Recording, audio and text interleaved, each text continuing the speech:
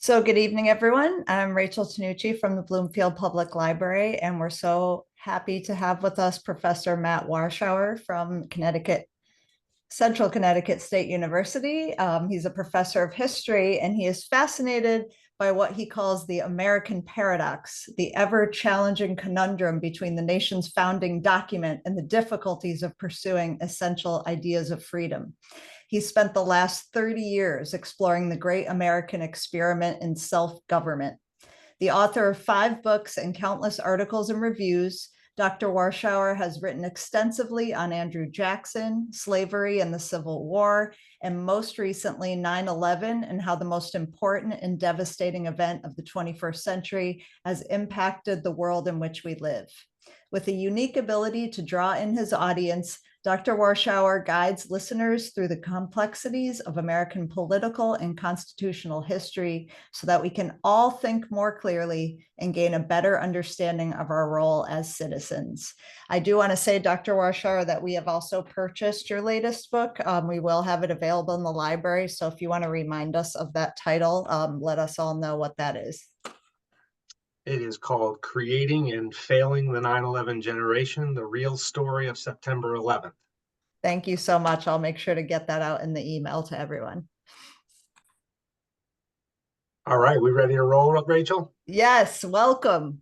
All right, thank you. Thank you so much. I first have to give a shout out to my friend, Pat Moran, who is with us this evening. She is a good friend from all the way back to my Civil War commemoration days. We did a bit of traveling around the country together, and we've shared a lot of history. So it's very nice to see Pat here. So Rachel provided me with the impossible task of trying in 45 minutes to an hour to describe how we got to today in American politics and in the American country and our culture. You might think because I just had a book come out on 9/11 and I've been doing a lot of talks on that book that this talk would primarily be about 9/11, and certainly where we are today has to do with 9/11. But if we're really going to get into the political culture that gets in many ways metastasized by 9/11, I think we actually have to go further back than that. And so we're going to take a little trip, and I wish I had my special effects going on Zoom, but we'll do the old special effects where we go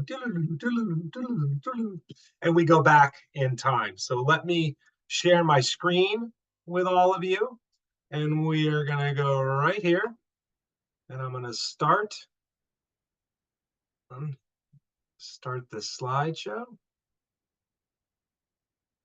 All right. If it's gonna work here. You see anything on your screen or no? Not yet. Disappeared. Try that again. Okay. There we go. Yep, beautiful. You got it? Beautiful. So the state of American government today and how we got here. I don't think it's going to take a lot of convincing on my part to get any of you to acknowledge that America is an incredibly divided nation, and in fact, we are very much in the midst of a culture war over our history and over our present. And one of the questions we could ask is, where does that begin? And what I want to take you back to are the 1990s. And I want to run through where the United States is in the 1990s. And this is in many ways really a counterpoint of where were we in both political parties, the two mainstream parties, the Republican Party and the Democratic Party, and what were they attempting to do in the 1990s, and how does that bring us today, and how different it is from where we are today.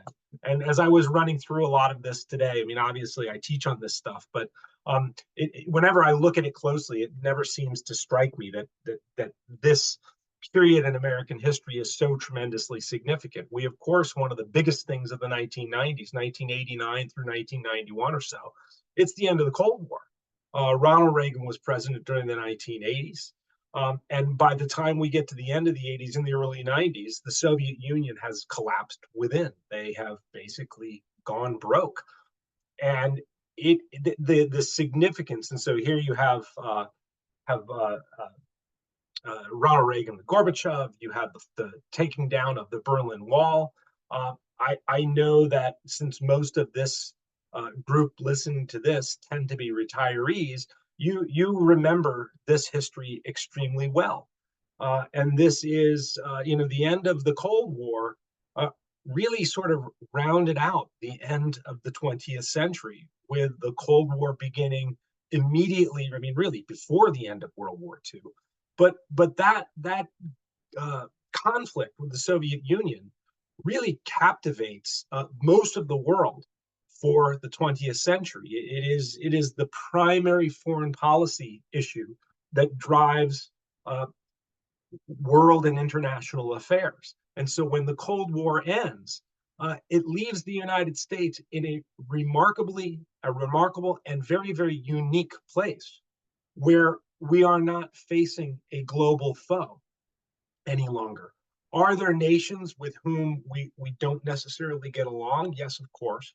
But the Soviet Union was really the antithesis to America in terms of dealing with things in the world. It had everything to do with, from economics to foreign policy to our military policy. I mean, all the way into, it made it into our movies, into our film industry. It made it into the Olympics of who won more medals. It was just the issue for 40 plus years that absorbed America. And when it ends without firing a shot, the United States is left in this position of being the singular superpower in the world. And there are many who are looking at this and trying to determine, well, what's left for America in terms of foes in the world? We have, in the course of the 21st or in the 20th century, we have defeated Nazism, we have defeated fascism, we have now defeated communism. Is there another ism that will come our way? So this is incredibly significant. We also then have to look at the really surging economy that occurs in the 1990s. And you can see here, it says, after sluggishness in the 1970s and 1980s, productivity in the United States had risen sharply to levels that exceeded even those of the boom following World War II. This period of the 1990s is often referred to by economists as the long boom. We have globalization is in full swing, and the United States is very involved in that.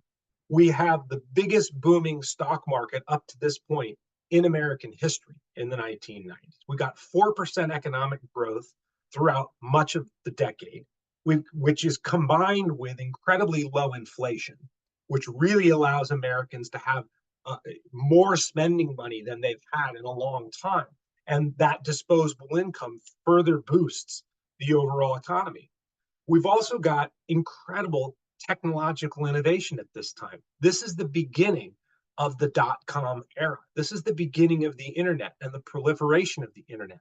This is when these global companies, these massive companies like Google and Amazon, which we know so well, this is their beginning point in the 1990s. And we now know that the internet and internet-related technologies and this innovative technological, all of these technologies that go with it, they create an entirely new economic system. And all of this begins in the 1990s. And so when you combine, and I'm going to sort of keep, building this foundation, you combine the end of the Cold War, this booming economy where it seems like nothing can stop the United States at this point. There is this sense of optimism that exists during this period. So we have to look at George H.W. Bush, George Herbert Walker Bush, who is the vice president of Ronald Reagan. He runs and becomes president. He runs in 1988. He's elected in 1988, obviously becomes president, takes the oath of office January 20th, 89.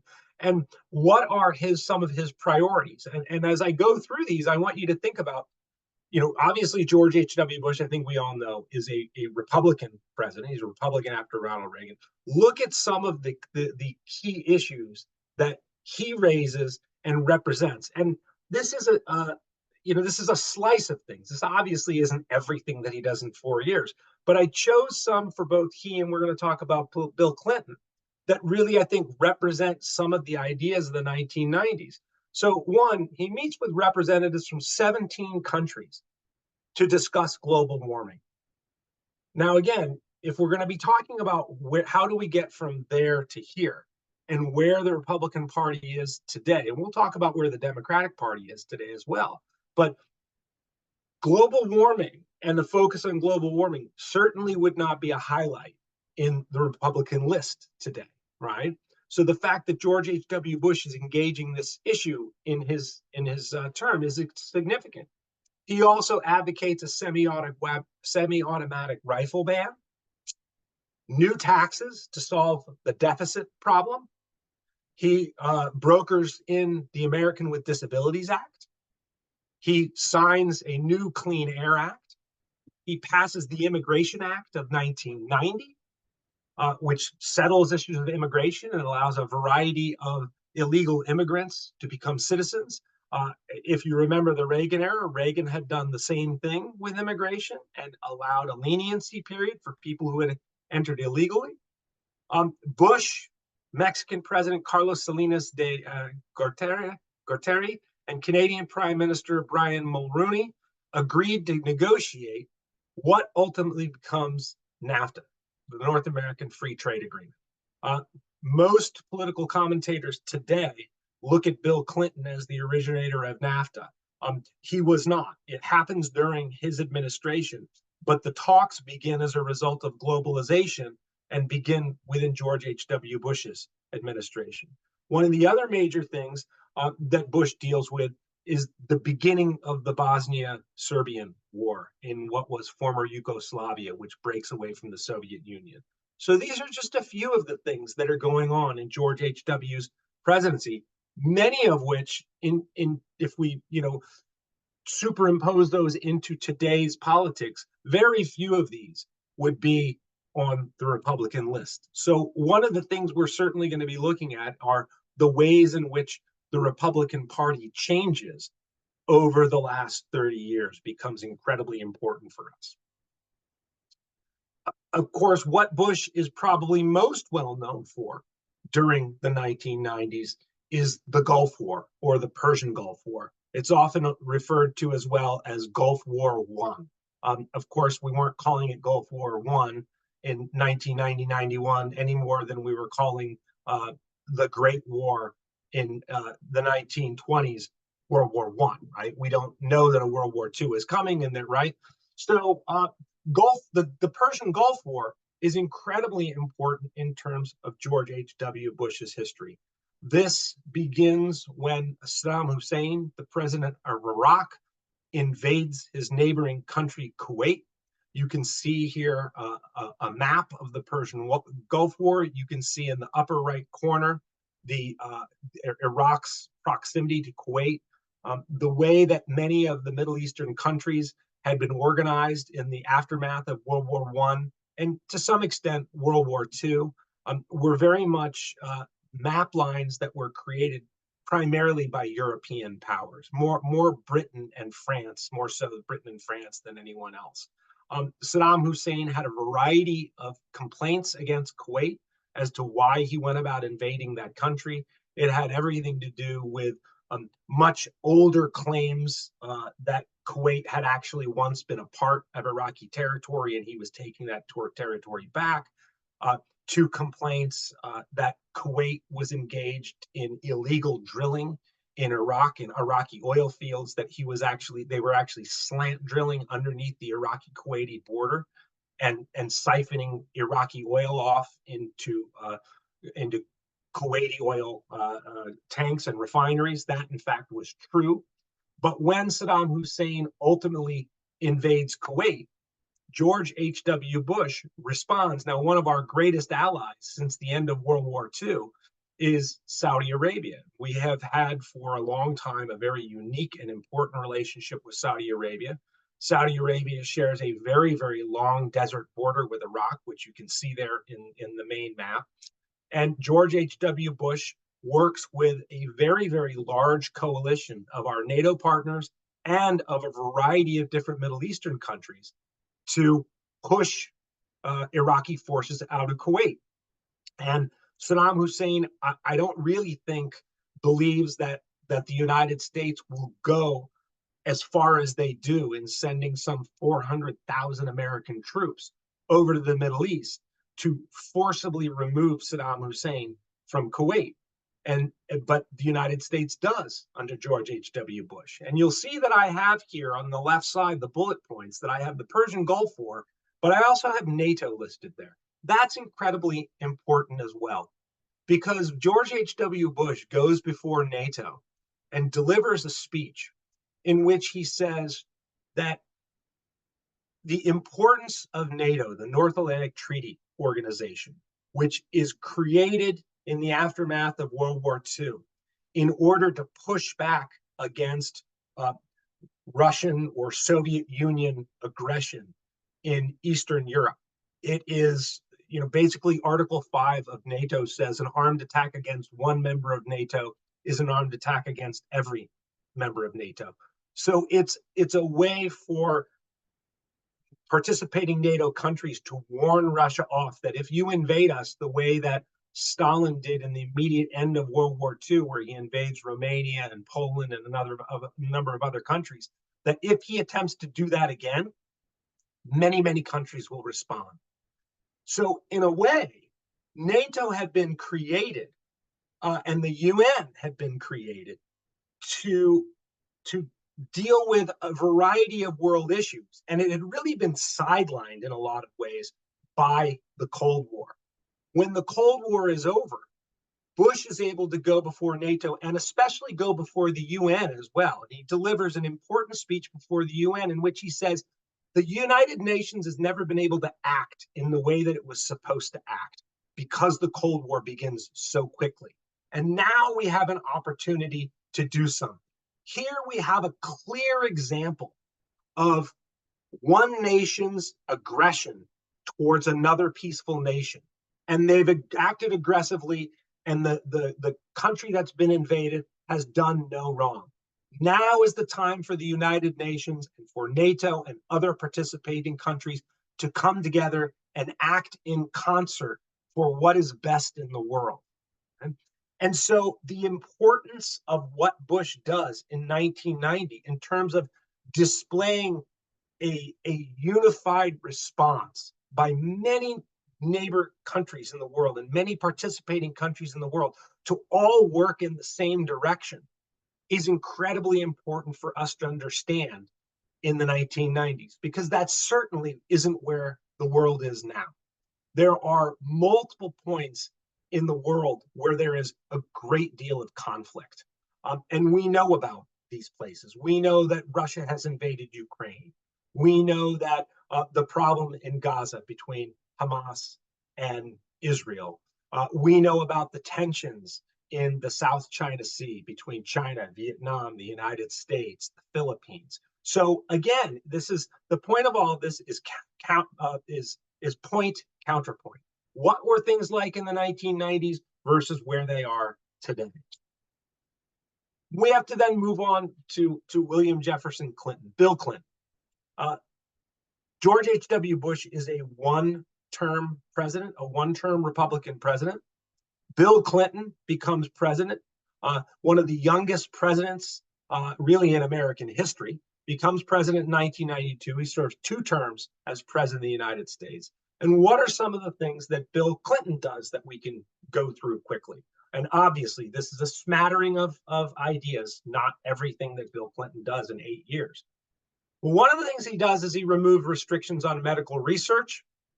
And this has to do with aborted fetal tissue and stem cells, and the right to choose, the right of women to choose. This has to do with abortion.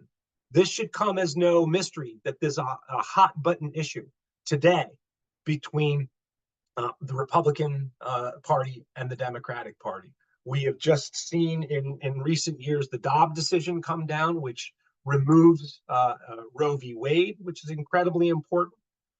One of the other issues that we have come up is Bill Clinton is very involved in welfare reform during this time and in reforming certain elements of the economy. He also passes the Family and Medical Leave Act. He passes the Brady Act, which is an extension of George H.W. Bush's assault weapon ban. If you remember why the assault weapon ban is put in place under George H.W. Bush is because Ronald Reagan is attacked and shot, and one of his advisors, Brady, is shot in the head, and hence the Brady Act. This provides background checks and ID verification.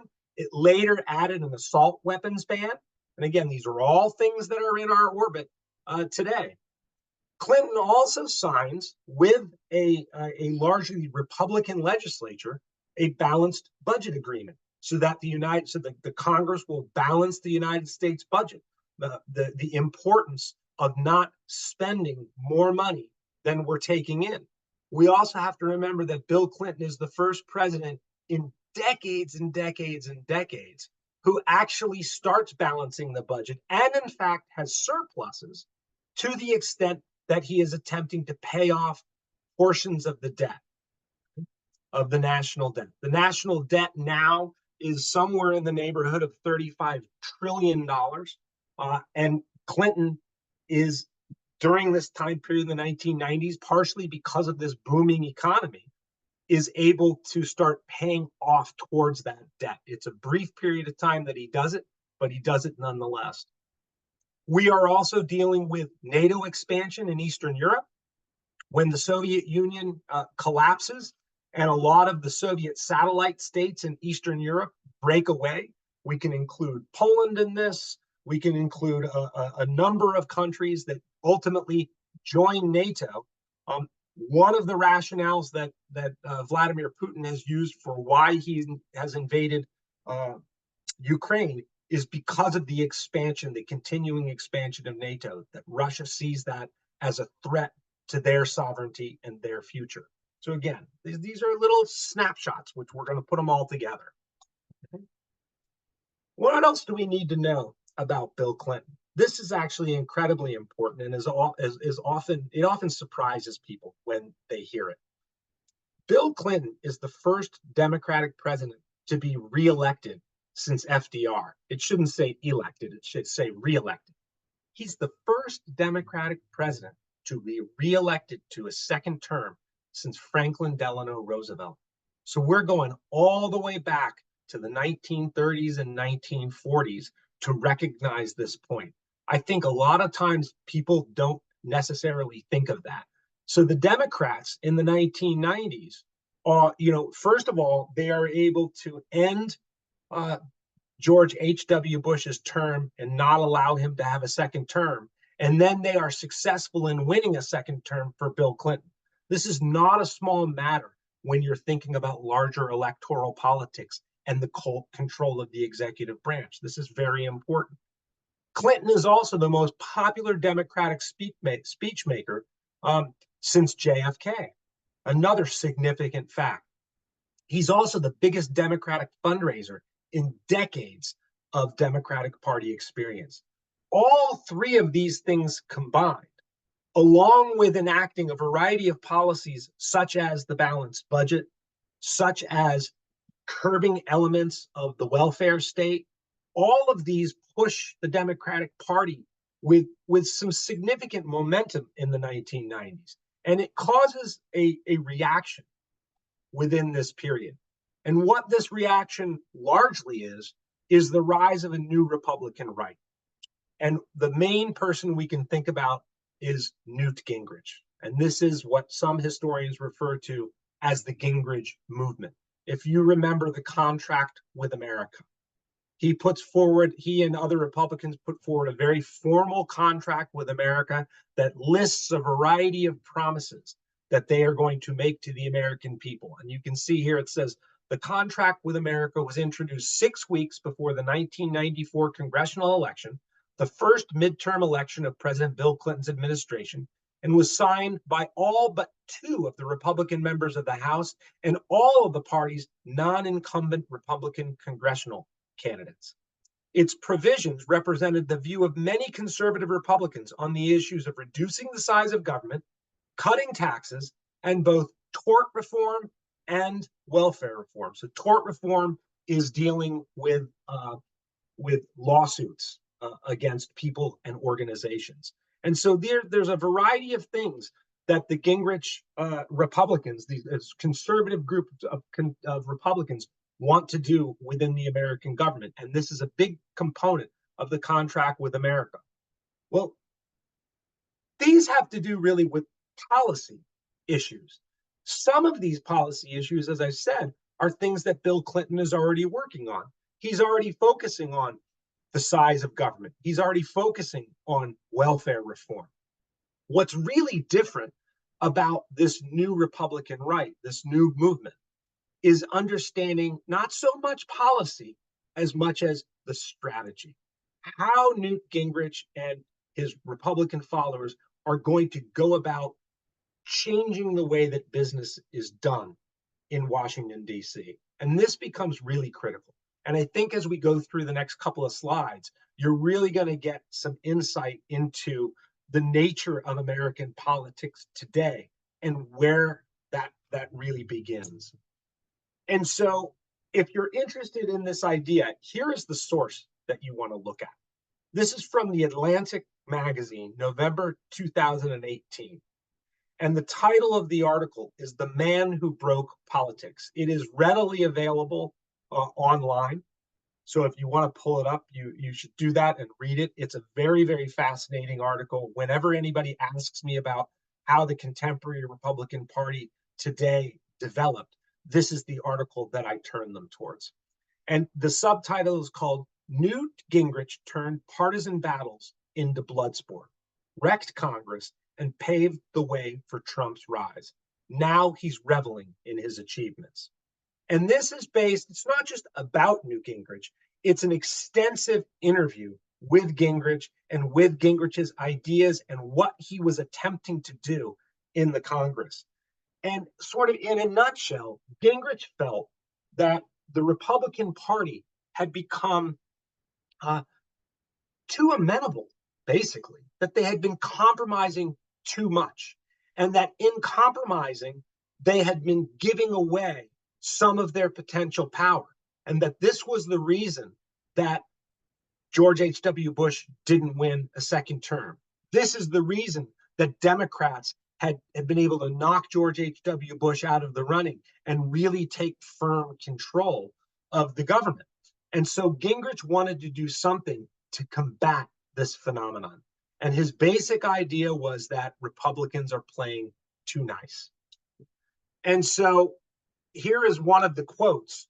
And this is Gingrich meeting with a group of Republicans. He says, "One of the great problems we have in the Republican Party is that we don't encourage you to be nasty," he told the group.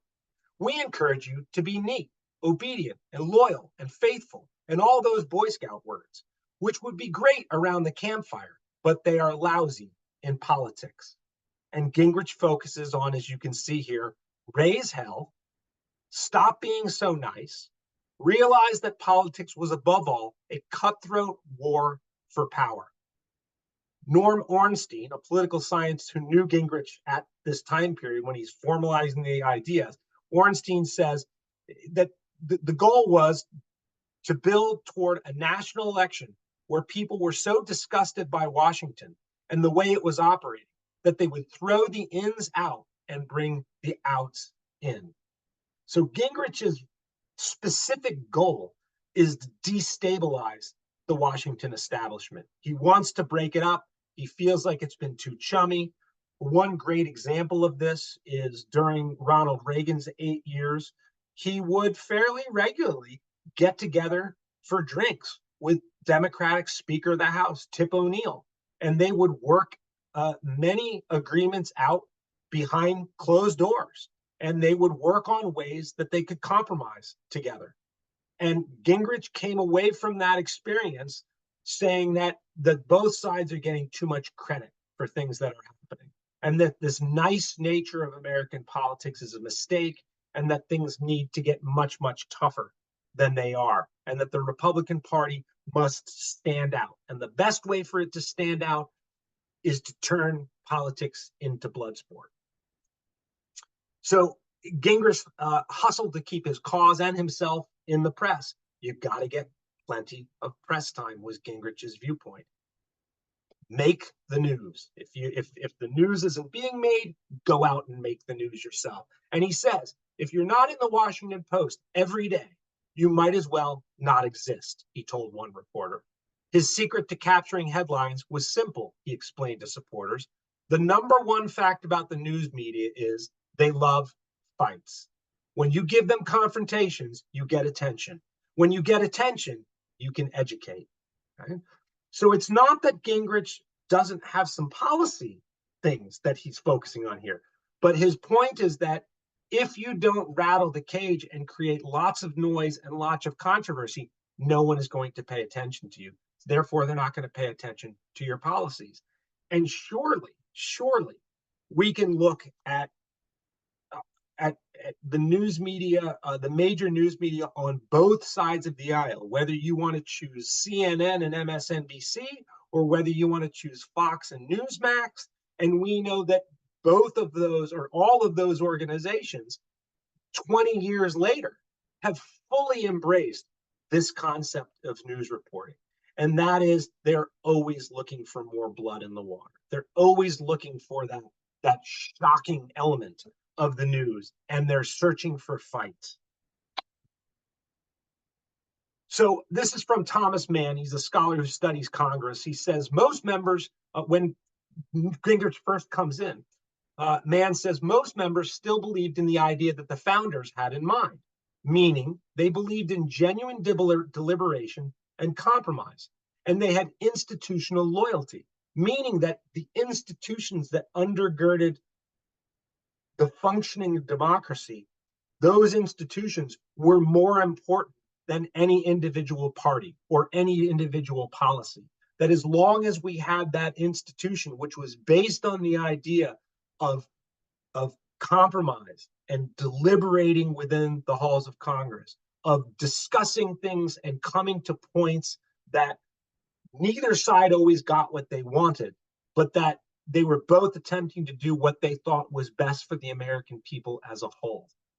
That is not the direction that Gingrich wants to go during this time period. And so what Mann concludes, he says, gradually it went from legislating to the weaponization of legislating, to the permanent campaign, constantly campaigning all the time, to the permanent war. That warfare between the two parties is important. Mann says, it's like he took a wrecking ball to the most powerful and influential legislature in the world. And now we know that we are in the midst of a culture war, that our two political parties are constantly at war. And one of the things that if we're going to talk about nation states at war, one of the things that warring parties do and always do is they delegitimize and they dehumanize their opponents, because that makes it easier to destroy them. Right? This is a fact of the study of warfare that we've known for a long period of time. That if you can delegitimize your opponents, your enemy, you can dehumanize your enemy, it makes it easier to destroy them. And destroy either, in an allegorical sense or in a literal sense. And things are getting tougher and tougher in relation to the language that's being used. So Gingrich encouraged them to go after their enemies with catchy, alliterative nicknames, Daffy Dukakis, the loony left, and schooled them in the art of partisan blood sport. Now, think about today. Who is the master of saddling people with nicknames? It's, of course, Donald Trump. He's very, very good at it. Gingrich sent out cassette tapes and memos to Republican candidates across the country who wanted to, quote, speak like Newt, providing them with carefully honed attack lines and creating quite literally a new vocabulary for a generation of conservatives. So if you think about this, Gingrich is creating almost a school of new conservative blood sport within Congress. Push away from conciliation, push away from collaboration, from attempting to basically come to terms with your political opponents and try and compromise. Compromise is really the key word. That's the basis of our governmental system.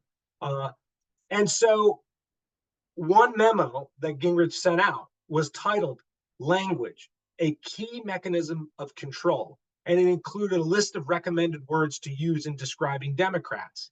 These words were sick, pathetic, lie, anti-flag, traitors, radical, corrupt. I would encourage you, just do a little test. Go and listen to some speeches and see how many times, write these words down and see how many times you hear these particular words utilized over and over and over again. So this is quite literally the playbook that is utilized to reshape American politics into what it is we see today. So one result of this. So what are some of the conclusions of this? We got to come back to Bill Clinton, because Newt Gingrich is on the rise while Bill Clinton is president during this period of unprecedented economic growth and unprecedented reform of government under the head of Bill Clinton, right? So one result is that even though Bill Clinton was really a moderate to right-leaning president who engaged in many of the issues that Republicans wanted, such as balancing the federal budget, Clinton supported religious choice in schools and protected people's right to engage in prayer in school as long as they weren't disrupting anything, an important component of Republican views. He reduced welfare significantly. He reworked major government regulation and guidelines in regards to the budget. If anybody knows what the Glass-Steagall Act was in the aftermath of the Great Depression, or in the midst of the Great Depression, one of the major acts that Franklin Delano Roosevelt put in place during the Great Depression was to have far greater government oversight over investment banking. And it put real guardrails in place to control what investment banks versus savings banks were doing.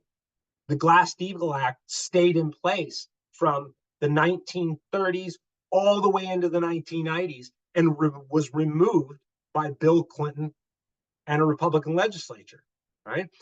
There's a lot of argument. Many economists would agree that the not having Glass-Steagall is what allowed the great economic catastrophe of Arthur Andersen and the Arthur Andersen Accounting Group, of WorldCom and Enron, and a big component of the economic crash that comes in the aftermath of 9/11.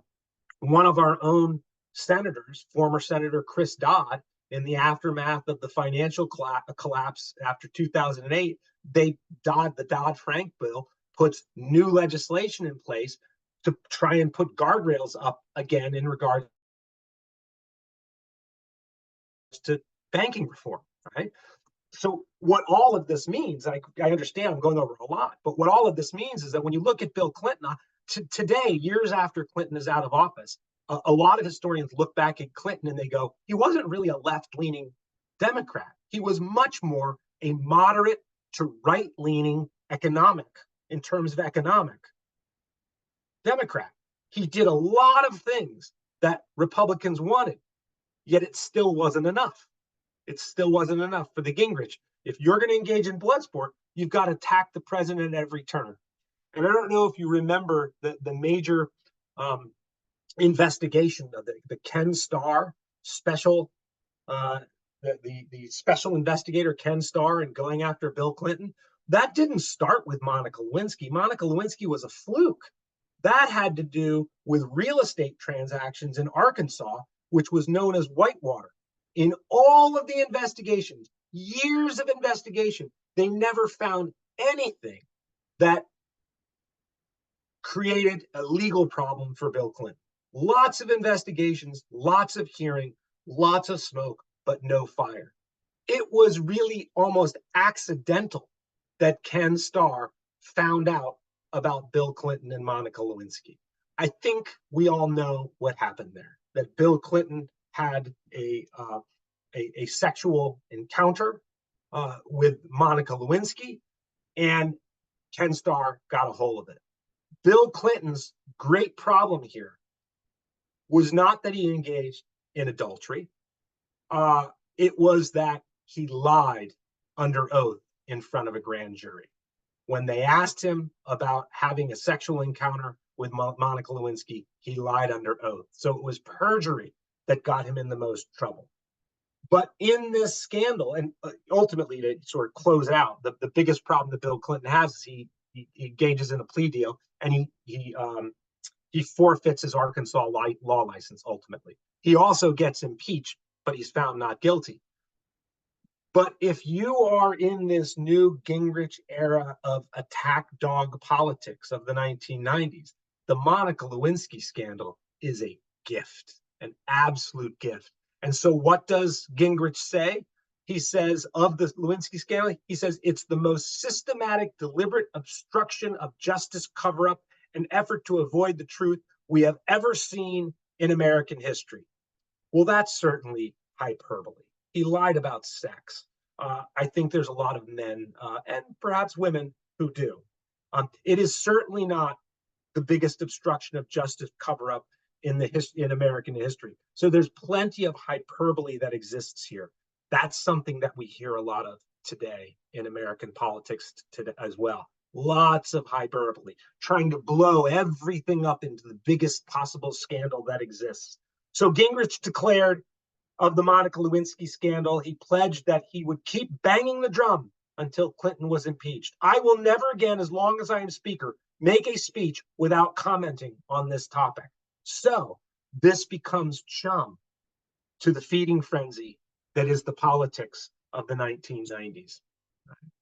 So what else do we have of this? And let's be clear. So there's a series of government shutdowns that are here. And this is another very good book by Julian Salazar, Burning Down the House, Newt Gingrich, The Fall of a Speaker, and the Rise of the New Republican Party. So many Republicans today have wondered what happened to the party of Ronald Reagan. And I've spoken with many Republicans, and I've seen many interviews that have said, the Republican Party today really is the party of Donald Trump. And there may be some of you who say, yes, that's a wonderful thing, and that's fine. Right? But we also have to be clear that the Republican Party under Donald Trump is not the Republican Party of the 1980s or the 1990s, really in any way. And many Republicans have said, and I've spoken to many who've said, yeah, I didn't leave the Republican Party, it left me. Well, when did it depart is the question. And this is the answer. It's this change that occurs in the 1990s. I think Donald Trump represents many of these things that we're talking about, especially in terms of strategy. He's actually very, very good at what he does. He's a very effective, I think, on the whole, a very effective communicator. And he's pulled a lot of people in the United States who are very dissatisfied with government into his orbit. So he's done, really almost run and mastered the playbook that Newt Gingrich developed. So it's not just that it was used against Bill Clinton. It was also used against George H.W. Bush, and in fact may have hurt him in his election rebid, because in 1990, the government shut down over George H.W. Bush's new taxes that are imposed. Do you remember the George H.W. Bush line where he said, "Read my lips, no new taxes," right? And then he reneges on that because he sees the deficit and he goes, oh my gosh, we've got to get the deficit under control. So I am going to impose some moderate taxes. Well, Newt Gingrich does not like that. And he even goes against his own president, shuts the government down for I think it's 2 or 3 days. Then in 1995, under Clinton, he shuts the government down again. Then in 1996, just a few months later, he shuts the government down again. Now, in earlier years, even in the 80s under Reagan, there had been a few times where there was a government shutdown, but usually they only lasted for a day or two, maybe 3 at most. So it was more sort of a tactical statement than it was an actual something that was enacted. In this case, The government is shut down in 96 for 35 days, right? That's significant. The national parks shut down. There are something like 400,000 federal workers are furloughed. Another 300,000, like air traffic controllers and postal workers, they end up working for a period of time for free, right? Because they can't strike, they can't not go to work. National Public Radio in 1996 says that shutdown, that particular moment, is a landmark in U.S. political history, birthing a new era of American gridlock that arguably led to the sharp partisanship that has gripped the nation. Okay. So again, this all fits into what we've been talking about. The Clinton Whitewater investigation and the impeachment, right? We mentioned those. They hurt Bill Clinton in a huge way because they are used in terms of this partisan combat. It impacts the Bush v. Gore election in massive ways. Al Gore is the vice president of Bill Clinton. Because of the sex scandal with Monica Lewinsky, Gore has to distance himself from Bill Clinton. And Bill Clinton is not used on the campaign trail. And you have to think about this. The first Democratic president elected to a second term since FDR, the most popular speechmaker since JFK, the biggest fundraiser among Democrats in decades, and Al Gore isn't able to use him on the campaign trail, right? That's pretty significant. Okay? And I'll jump fast forward for just a second. Al Gore does not win the election. We could have a big conversation. We could do an entire lecture on the Bush v. Gore issue in 2000 and the Supreme Court's role in all of that. It's incredibly controversial. But let's accept the history here. We know what happens. 9/11 still happens, right? 9/11 still happens even if Gore is president. Again, we could debate that as well. The big question, the really big question, and we're going to talk about this in a few minutes. Does Al Gore as president of the United States invade Iraq? And the answer to that is a firm and very clear no. So the ramifications of all of these things that lead to 2000 and that conflicted election and how it plays out in the early 21st century is pretty big, right? So we got to pause for a moment. And we can say still, even with the rise in partisanship, many Americans viewed the 1990s with its booming economy and the rise of democracy in the world as good omens for the future. Right? These are really significant. We know for sure that Americans, one of the things that can move Americans in any particular election style, time, or really influence the way Americans are feeling about America and change the nature of a political campaign or an election cycle is the economy, right? It's the economy, the economy, the economy. So in the 1990s, when the economy is absolutely booming, people's 401ks and retirements are going crazy. There's plenty of disposable income. The dot-com time is going, and there's this entirely new technological era that's rising.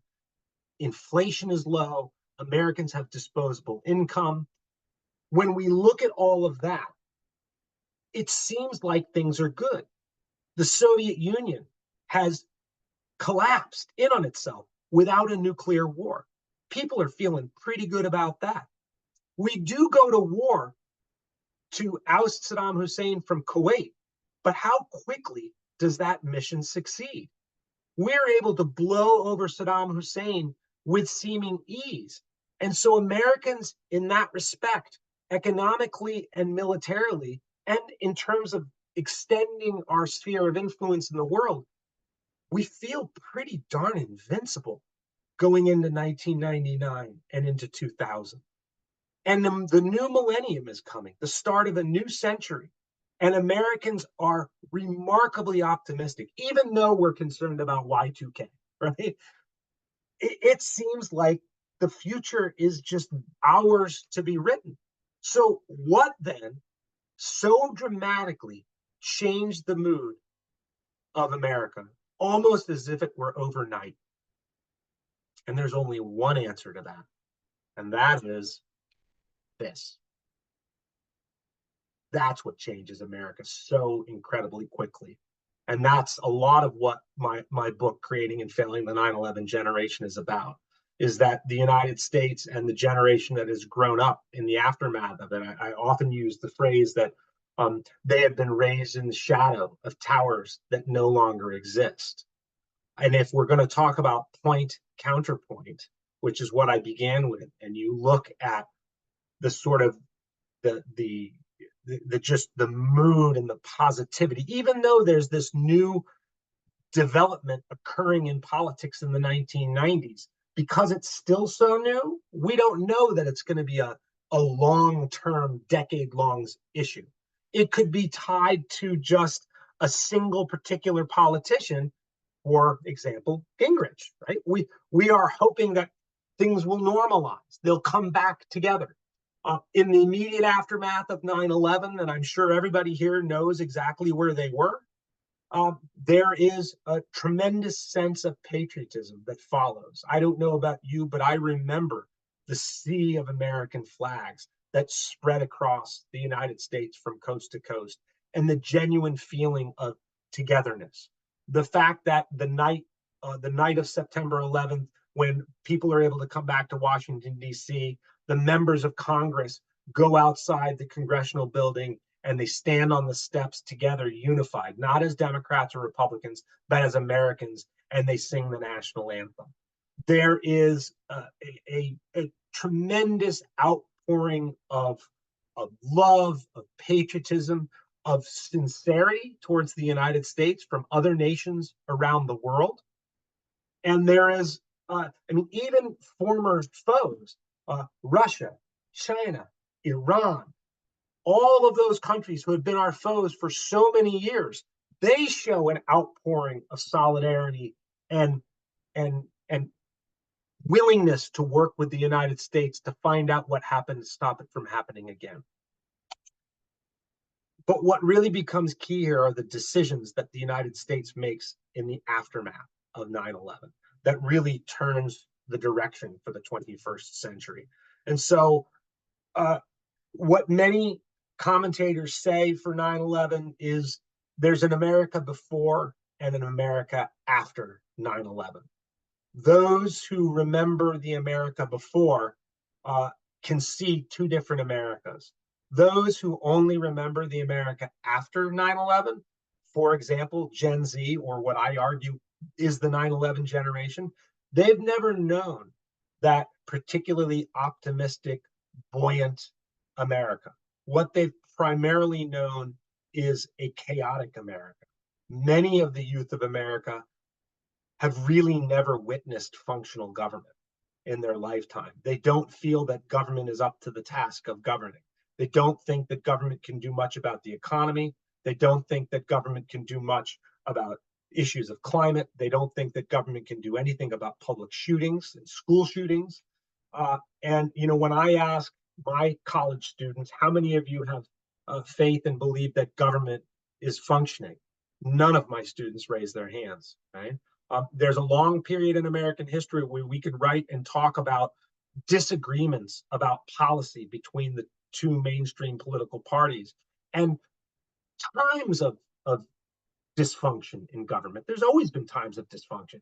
Democracy is not meant to work quickly or sometimes smoothly. It's a messy system of government. But I don't think we grew up believing that government fundamentally didn't work, and we grew up questioning the salience of democracy itself as an institution. And this is one of the key things, is our faith in institutions themselves has been tremendously weakened as a result of this new style of partisan warfare. So what do we get in the aftermath of 9/11? We get the War on Terror, the longest war in American history. It is perpetuated under both political parties, not just one. It's inaugurated under George W. Bush, the son of Herbert Walker Bush, and it's continued under Obama.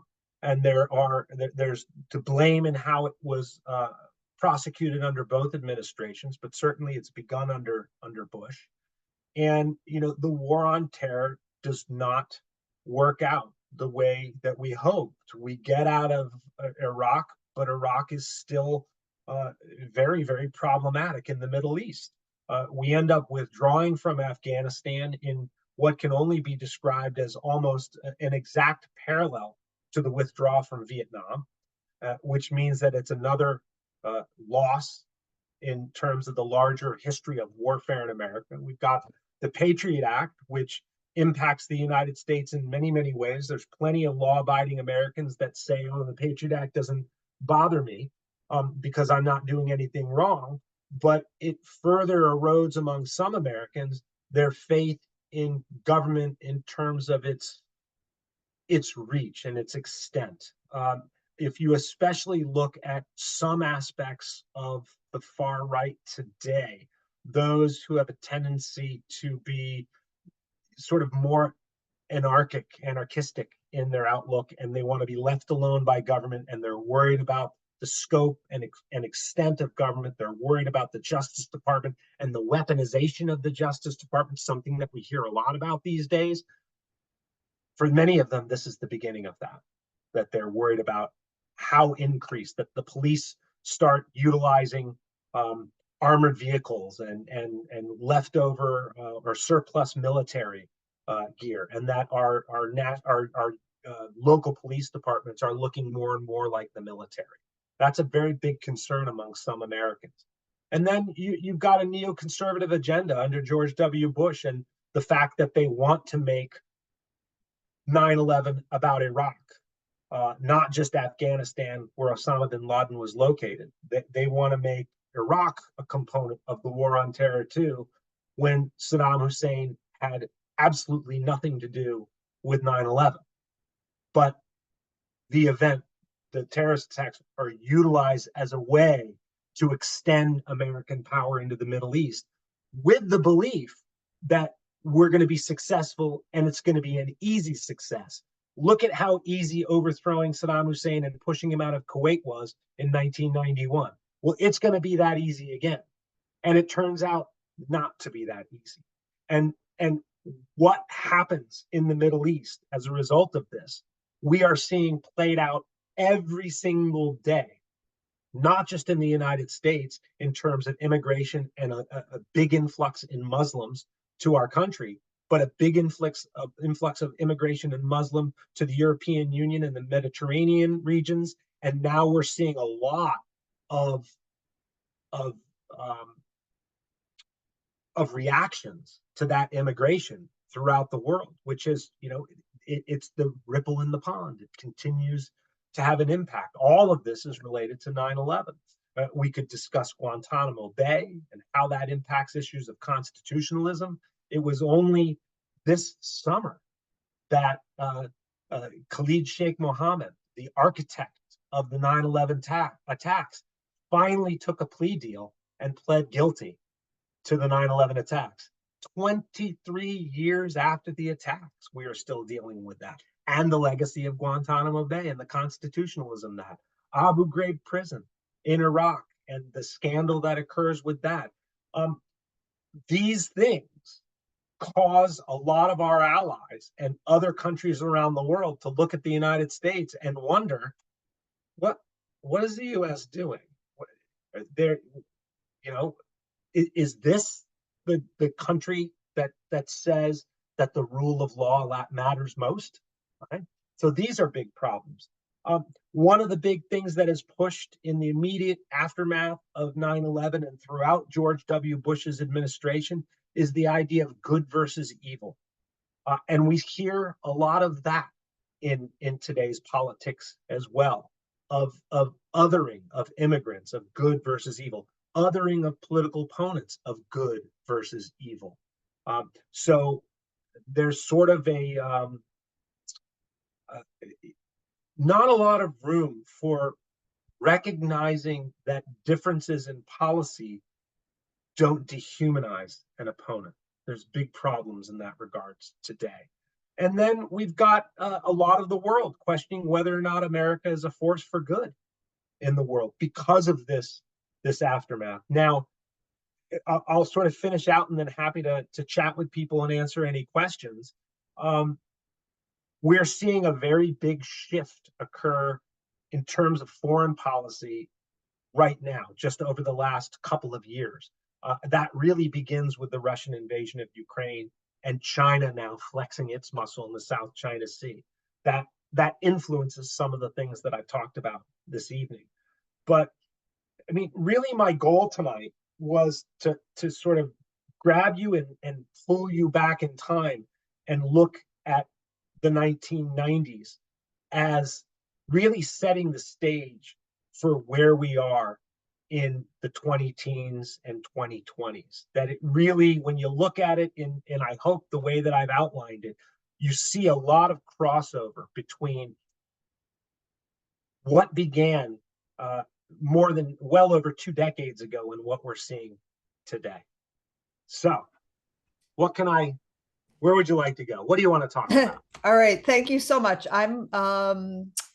Thank you, Matt. I think that was so clearly laid out. I really appreciate your approach to it.